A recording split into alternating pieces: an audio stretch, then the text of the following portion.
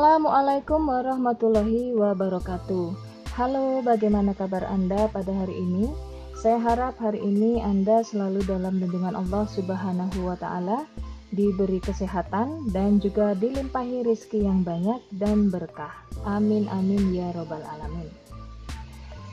Di kesempatan kali ini, Bunda Hamla ingin membagikan tips bagaimana cara menyembuhkan penyakit batuk dengan cepat dan juga aman serta murah meriah. Namun sebelumnya, untuk Anda yang baru berlangganan channel kami dan ingin sekali berlangganan, silakan saja tekan tombol subscribe-nya dan juga aktifkan tombol lonceng sampai terlihat seperti berdering, agar Anda tidak ketinggalan video-video terbaru dan terupdate dari channel kami.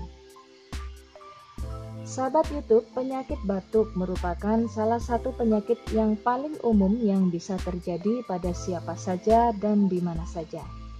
Sedangkan batuk ini banyak sekali jenisnya, antara lain batuk kering, batuk berdahak, batuk alergi, batuk karena flu, dan juga batuk karena penyakit asma. Dan tentu saja penyakit batuk ini harus segera diatasi karena jika berlangsung terus-menerus dapat menyebabkan iritasi pada tenggorokan.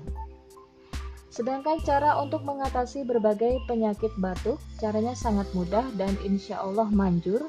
Anda cukup menyiapkan daun sirih sebanyak 3 lembar yang sudah Anda cuci hingga benar-benar bersih.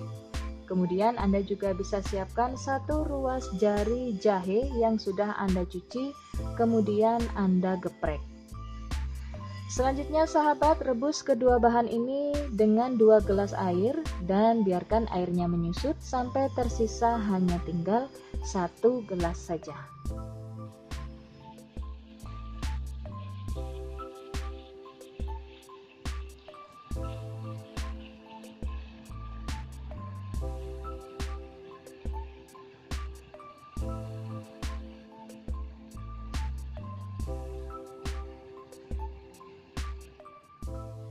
Setelah tersisa hanya tinggal 1 gelas saja, kemudian saring dan tunggu hingga airnya menjadi sedikit lebih hangat atau suam-suam kuku, barulah kemudian minuman herbal ini siap untuk Anda konsumsi.